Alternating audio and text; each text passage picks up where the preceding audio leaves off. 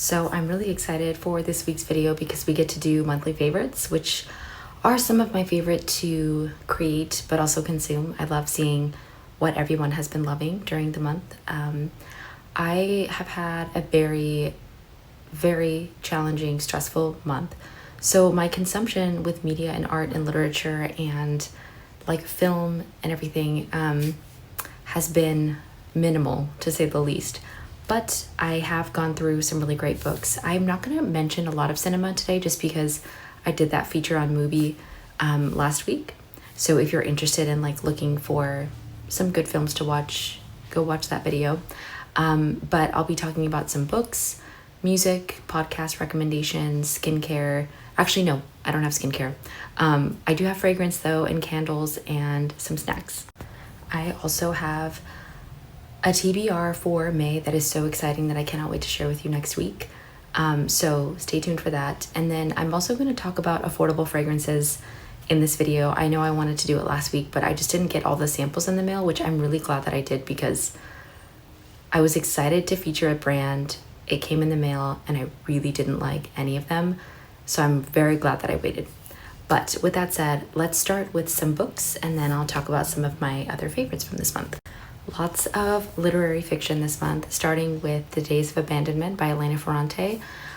So in this book, after her husband abruptly leaves her, a woman who's the narrator unravels emotionally and psychologically and really confronts the limits of her identity. There's rage and resilience. And I think Ferrante, like the way that she writes with such like close, unvarnished honesty that you almost feel trapped inside of the narrator's mind. And it's very claustrophobic, but in the best way possible. It's brutal, but necessary. And it's a necessary portrait of survival and what it means to just exist and be in relationships. And it's messy. And I don't know, I also liked it because it was nice and thin. So it was a nice, quick read. I already gave my review on this, Middlemarch by George Eliot, but I loved this book. It took me a couple months to read it, but absolutely loved it. Gave a review on it, but if you don't know already, this is set in a small English town, and the story follows intersecting lives and ambitions. So there's the idealistic Dorothea, there's the disillusioned Lydgate, and then just others in the story who are just trying and often failing to live a more meaningful life. And I think what makes it so unforgettable is how Eliot sees into every corner of human nature. There's hope, vanity, longing, without ever losing empathy. It feels like reading life itself, like in slow motion. It's careful, it's thoughtful, it's methodical, the prose are beautiful, and this was such a great experience of a read. Like I loved taking my time with this, so highly recommend it if you're in the mood for a project book. I know this might be an October book, but I did read this.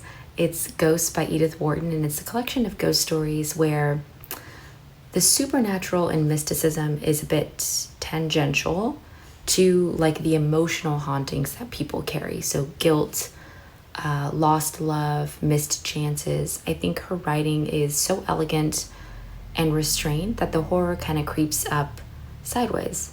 And it makes it almost more chilling, but it's really about how the past never really stays buried. And that is haunting in and of itself. The Vet's Daughter by Barbara Combs. This is another great short lit fic read, and this follows a lonely, mistreated girl who grows up under grim circumstances, and she discovers that she has like a strange, otherworldly gift. I think the author does a great job at mixing mysticism and the ordinary with surrealism so seamlessly that it feels both magical and horrifying all at once. I really enjoyed this a lot. It's short, but it leaves like a deep, strange bruise and it kind of feels like a nightmare that a part of you wants to stay inside of to see what happens. Decided to reread this by Michel Foucault, Madness and Civilization, just because I feel like we're living in a very mad world. And I wrote an essay about this too, about how do we live in a life where everything around us is crumbling, everything is mad. It feels like civilization is just a complete havoc mess. So if you're interested, you can check that out on my Substack page. But I love this. If you're in the mood for philosophy, it's basically a history of insanity in the age of reason. Except there is no reason in today's day and age. At least that's what it feels like. Not a book, but if you love perfume and if you love magazines, Immortal Perfumes created a magazine for scent lovers.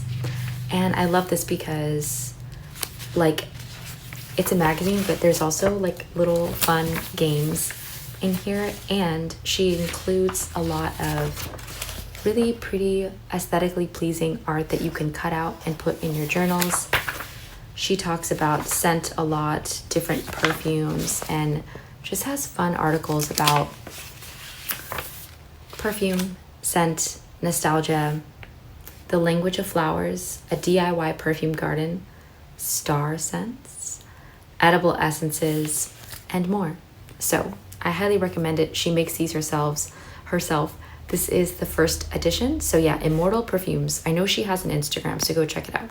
For music, I've been listening to a lot of Johnny Greenwood, who did the score for Phantom Thread, Spencer, and a few other really great, incredible films.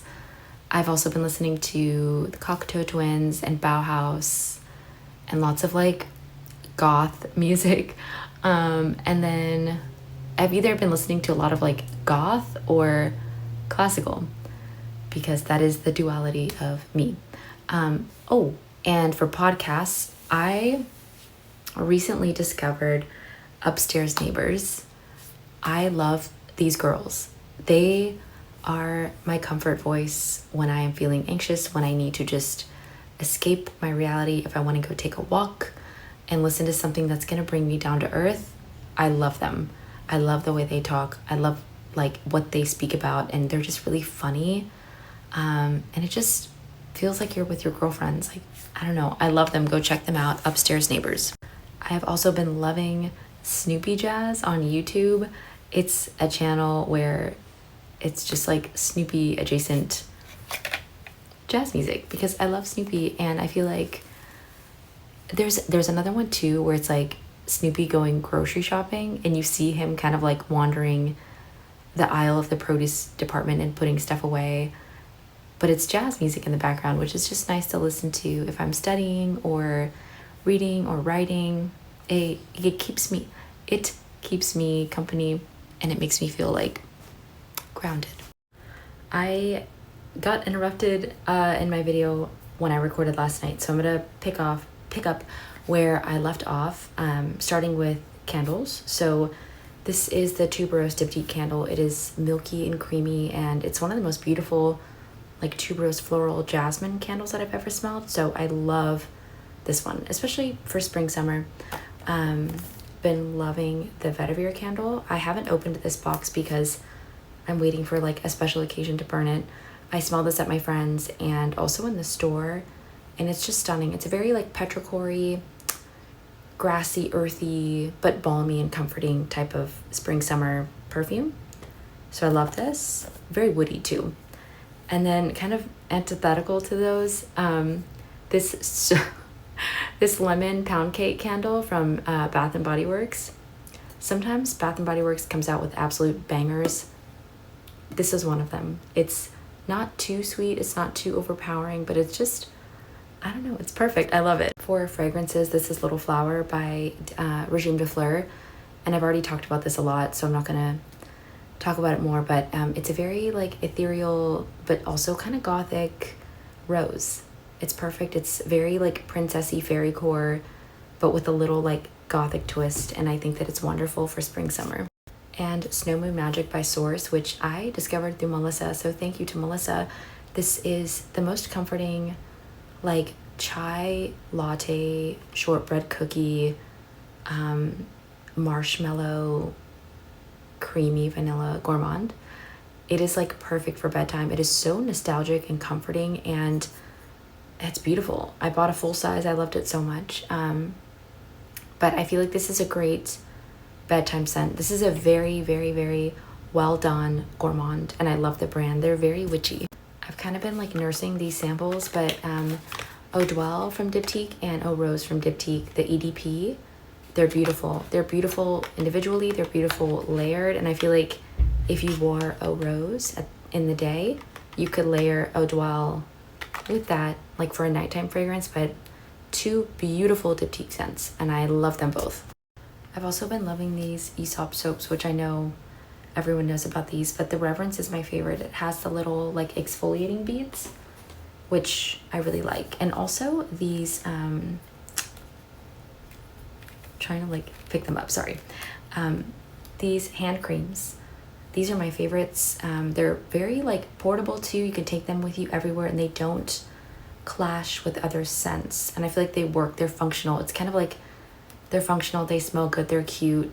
It kind of like hits the nail on the head with so many things that I enjoy just like in skincare and in beauty stuff. So I love these scents. It's Geranium Leaf, Reverence, and Resurrection.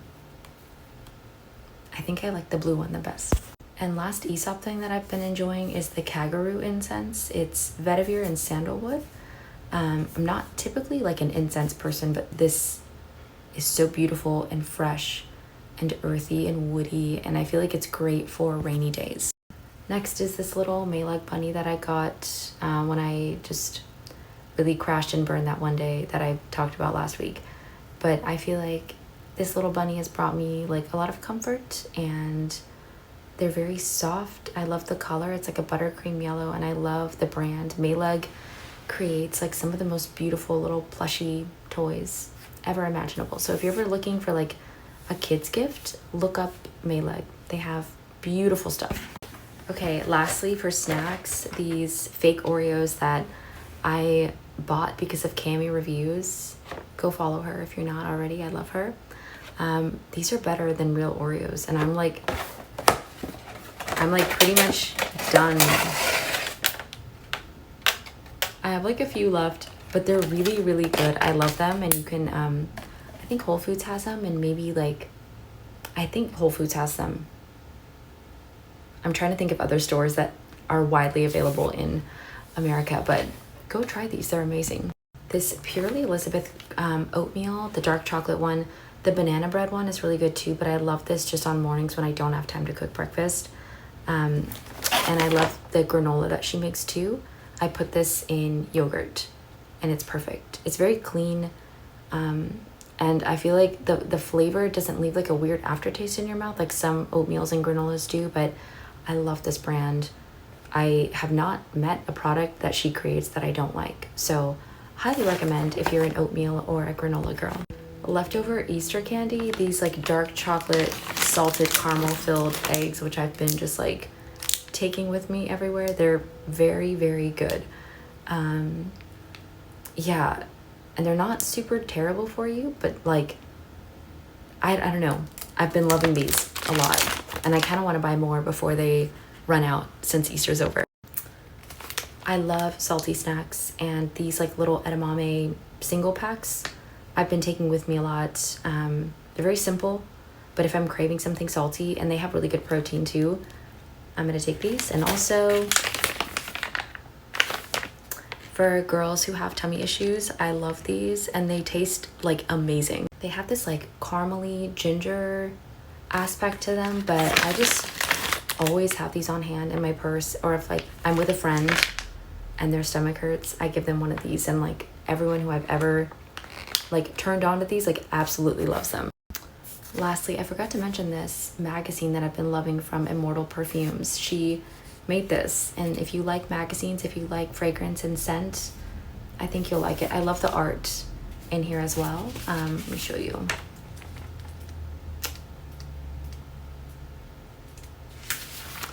She also has this page where you can like cut out pictures and put them in your journal. So I love this so much, and I can't wait for her next issue. This is her first edition that she's ever created. But yeah, Immortal Perfumes. And I know she has an Instagram. Okay, you guys, I knew this would happen, but I forgot to include a monthly favorite.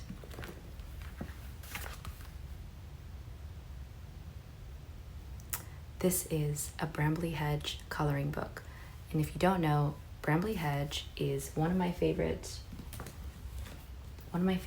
children's books of all time.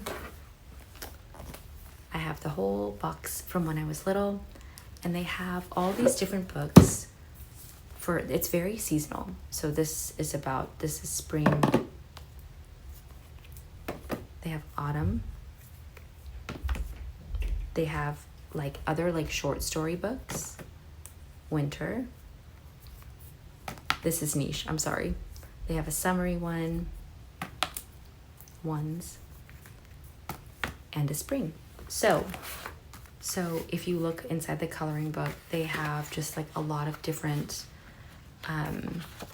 pages that really like emulate their stories. And if you were ever a fan of Beatrix Potter, this is very similar, but they're about little mice.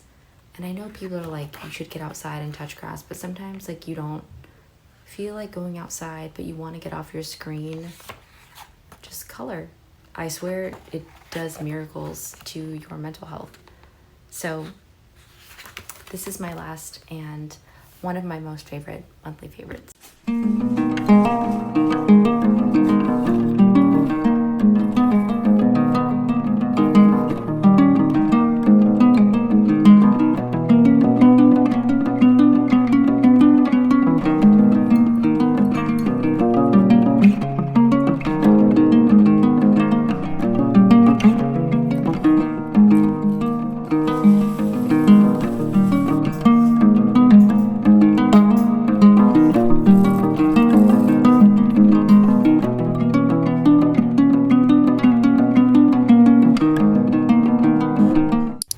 So I've had to get up and down like 4 or 5 times trying to like record this video because I keep forgetting things, but that's okay.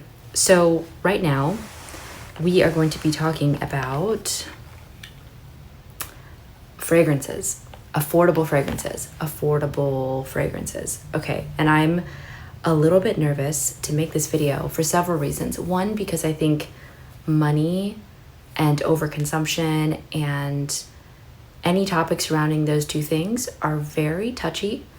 And I think that there's so much nuance under the term affordable, right? Because what does that even mean? What's affordable to one person is not going to be affordable to another person. So I tread with great caution when I say the word affordable. Just full disclosure, like social media is not my job. I have a full other career. I'm a student. I have a whole like life, and this is not what I like make money from. With that said, like I mean, I've been laid off, hired, laid off. Like it's very, very stressful, just from a financial standpoint. Now, I will say that like, even though social media is not something that's paying my bills, I do get sent a lot of things from brands, right? And I won't talk about a product that I don't love. And in the same breath, like not all of the things that I mention are things that I bought myself. So it feels like I'm entering into a weird territory, and I'm sorry I'm dragging this on, but this goes without saying, but it has to be said nowadays. So I'm casting a very wide net with the term affordable, and I'm just gonna say that I will be featuring fragrances under $200. Here's why: because there's a lot of great fragrances that are in like the 100 to 120 range that for some people they're like, you know what, like it's my birthday, I want to treat myself, it's Christmas, blah blah blah. Like that to me feels like a reasonable gauge, because a lot of fine luxury fragrances are like 200 plus. So I'm going way under 200, and I have some that are like $10. So there's going to be a very wide range, and hopefully something for everybody. And I hope that none of that is offensive to anyone. And if it is, I'm sorry. But with that said, a lot of people have been asking about affordable fragrances, so I'm going to talk about fragrances that are under $200, cast a wide net, and hopefully something lands with you. And if not, I apologize. Okay, let's get started. Okay, this is a recent acquisition of mine. I bought the Discovery set of Bjork and Berries, and I have a few standout favorites. One of them is White Forest. So for this one, like, imagine walking through a wintry Scandinavian forest. Right as the forest starts to melt, there's bright bergamot, black currant. It just feels like morning light and the transition between spring and summer. But it's very earthy, and there's like violet, vetiver, cedarwood, tonka. It's stunning. I love winter, and this just feels like a very ethereal wintry scent. I also loved Vanilla Veil, and this is cozy in a way that's a little bit unexpected. It's not like a cupcake, but it's like a pistachio almond blossom. It floats on like a soft cloud. There's a little bit of mimosa, amber. It's a little nutty. It's a little floral. It's creamy, sandalwood. I really, really like it. These two are my like runner-ups. Botanist, which is a stunning androgynous fresh scent. It's September because of the name, but also it's like a very autumnal scent, which I appreciate a lot. I have to talk about eccentric molecules because I believe these are around $150 each. I am speaking about this because not a day goes by that I don't wear this scent. This is my third bottle of eccentric molecules, and I started wearing it about 1.5 years ago. I wear this every day. It's the blueprint of clean skin. Like the warmth left behind on a sweater is the best way that I can describe it. It's transparent, sheer, very magnetic. And I also love Iris just because this is like the perfect bedtime scent. It's very comforting. Like 01 wrapped in a cashmere blanket. And I feel like the Iris adds like a ghost of powdery softness, and it makes it delicate, and just Iris in general feels a little bit melancholic. I want Molecule 01 plus black tea. It just smells like being alone with your thoughts in the best way. It's a very, very photorealistic black tea scent with the woodiness of Molecule, and it's just stunning. This is my new obsession, and I have to thank Melissa for introducing this to me, which is Snow Moon Magic by Source. It's a cozy, witchy bake sale. It smells like marshmallow, chai lattes, vanilla shortbread cookies, powdered sugar, dusted across fresh snow. It's witchy and warm and dreamy and otherworldly. It's stunning. This is like my new favorite bedtime scent. It's like, oh my God, it's so nostalgic. It just smells like my childhood, and I love it so much. I highly recommend this. The other one that I love by Source is English Major. So if you could bottle the feeling of being in an old library,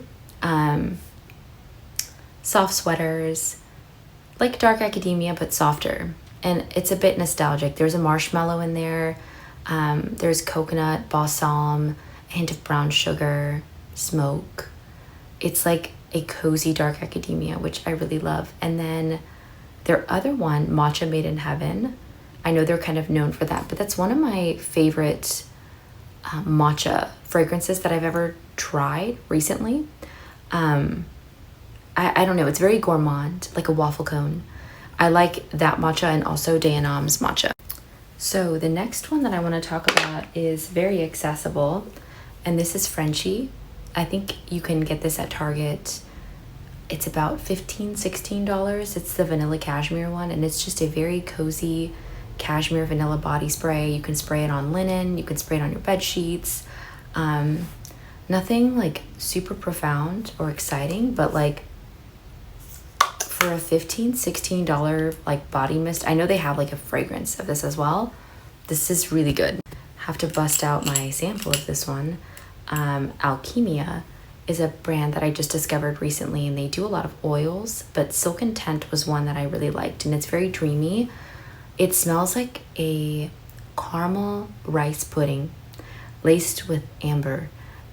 It's sweet and warm and just the tiniest bit mysterious, like you're wearing a silk scarf and it's like brushing against your skin.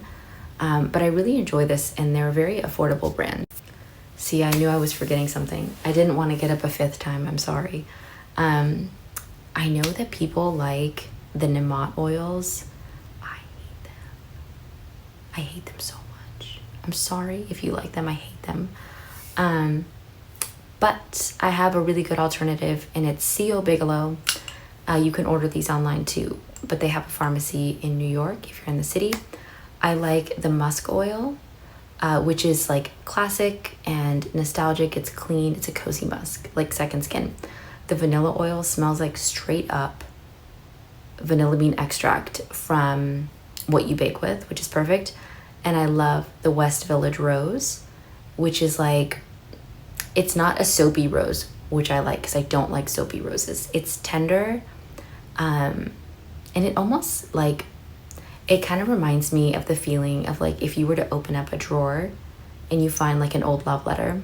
That's kind of what it reminds me of. But it's a youthful rose, which I really like. So I'm a bit biased of this next one, mostly because I have a lot of childhood memories associated with this scent. And it's a bit controversial. I don't know why, but it's Jo Malone. And I'm mentioning this because they sell bottles that are under $100 that you can buy for their perfumes. And they remind me of my mom, so I love them. People say they don't last. Not all fragrances need to be like beast mode, in my opinion. In fact, I like fragrances that are a lot more intimate. I don't need to project. Like most of the times I don't want to. But my favorites are Nectarine Honey Blossom, Blackberry and Bay, Wood Sage and Sea Salts, and English Pear and Freesia. I love them all for different reasons, but I feel like they layer really well together. You can match them with the lotions, and it just, there's something very comforting and nostalgic about those for me. And I feel like that, I don't know, it feels ritualistic when I wear Jo Malone, and I mean that in a good way. And like I said, they remind me of my mom, so they're really special to me. Nectarine Honey Blossom is like juicy golden fruit, like sitting under a tree in late summer. Wood Sage and Sea Salt is like dry saltiness of the sea. And there's like an earthiness from the sage that I really, really like as well. English Pear is very crisp and pretty without being too like precious, if that makes sense. There's a ripe pear in Freesia. It's subtly musky, and I don't know, it just smells like sunlight underneath an orchard grove. And then Blackberry and Bay is a lot greener, but there's a sweetness and a fruitiness from the blackberries. It's fresh and sharp and wild, like an overgrown garden after the rain. That one's really nice, and I like the lotion of that one as well. Okay, Dulce by Rosie Jane. A melted milk chocolate truffle with a vanilla center. It's soft and edible, slightly woody. It smells like comfort and a little bit of indulgence, which I really like. The next one is Dead Cool, extra milk, and also mochi milk. Extra milk is musky, like sitting under a warm blanket. It's perfect. And this layers really well with other fragrances. And then mochi milk is like peach marshmallow, cup of vanilla milk. It's cozy and playful and elegant. This is another really good like bedtime scent if you want something nostalgic. Henry Rose Dave, another Melissa discovery. I love her, by the way, and you need to follow her. She has incredible recommendations. But this is like bright pink pepper, citrus. There's an almond vanilla dry down, and it's very comforting. But it's not boring. It's like a very interesting vanilla gourmand. Okay, I'm gonna rapid fire some of these last ones because I feel like I'm losing my voice. Ellis Brooklyn Marshmallow, nostalgic body mist spray that is really great. I got this on the Sephora sale. Gabar, a pricier, affordable scent. I recommend this brand more than any other brand that I've mentioned, I think. Ground and Lull are the two best. Lull is like a cherry, a light, soft, comforting cherry, and then Ground is a lot earthier and woody, which I really love. Also, I hesitate sharing this because it's so hard to find if you don't have friends who live in China. But if you do have friends who live in China, this is Too Summer. This is Triple T. I like this one, and I want the Osmanthus one very badly. Okay, I have a hack. This is a very expensive perfume. This is a little less expensive. The Body Shower Gel. If you love the scent of this and you want to kind of ease your way into the scent without pulling the trigger, do either the solid perfume or the Body Shower Gel. I love this stuff. It stays on the skin. It smells just like the fragrance, even better, in my opinion. But just like a little hack, if you want to dip your toe into a fragrance, do the solid or like a shower gel. Speaking of, you can also settle for a lotion. Like, this is hyped for good reason. You can find this at Target. It's vanilla cashmere. Bianco Latte, for example, super hyped on TikTok, very expensive. They have a lotion and it's really nice too. I recommend this. Also, every once in a blue moon, Bath and Body Works launches a banger, and the pumpkin spice cake is a banger. Old Vanilla Bean Noel before they changed the formula and ruined everything, banger. This one, Loyal to You, is a banger. Sweet lemon, orange flower, and vanilla marshmallow. This is very good. The dry down is not weird. I don't wear the fragrance ever, or the body mist, but the lotion is really nice. They have a fig one. I forgot the name of it. I'm sorry. But the fig one that they launched with all these fragrances is really nice too. Also, like, just sample. If you're not in a space to buy a fragrance, sample. Go through samples. Like, if you have, this is janky, but if you have to go to different department stores to pick up samples, just do it. Like, who cares? You'd be surprised how long these last, and you'd be surprised how often you fall out of love with the fragrance. And then you'll thank yourself for not pulling the trigger and spending money that didn't need to be spent.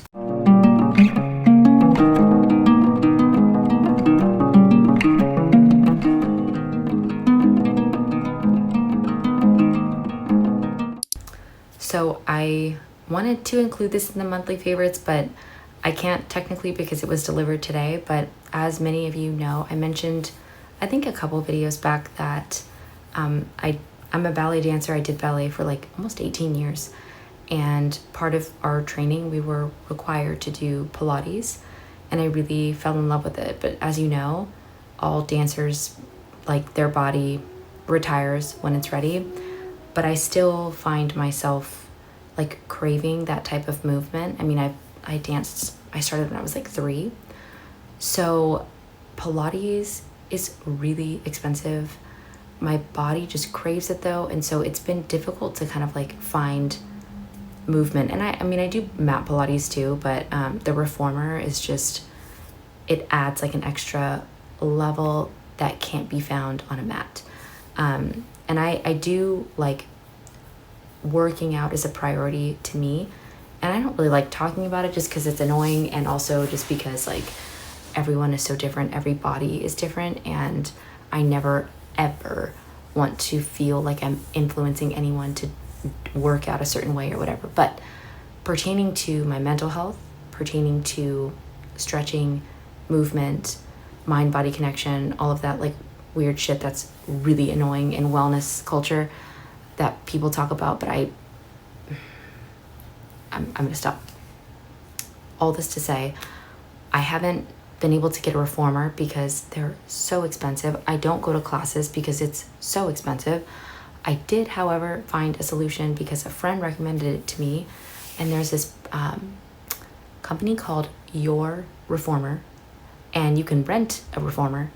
And I am really in a space in my life right now where like I need something for myself to like make me feel better, that's off the screen, that I feel like and I know my body loves, that can potentially help my anxiety. So I said, you know what, I'm gonna do this. It's not like a contract, I can stop it whenever.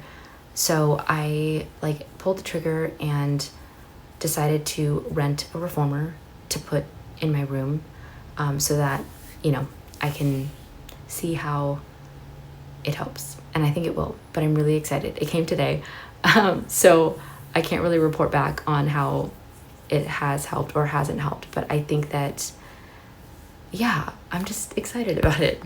I know that they deliver like New York, I think Connecticut, several East Coast states, also California, and those places as well. You also get access to this app. By the way, this is not sponsored. Yeah, you get access to this app which can like teach you moves, which I find, so I am a certified Pilates instructor. I got my certification during uni because I wanted to teach, and also just because I had a lot of experience just from dance and all that other stuff, and I wanted to teach other dancers. So I know what I'm doing, but I have a hard time like understanding how a random person who's never gone through formal training can work on a reformer, because it is really dangerous if you don't know what you're doing. But that's okay, I guess, to each their own. But I'm really excited about this. So this is definitely a highlight of my week, and I can't wait to play on it tomorrow. Yeah.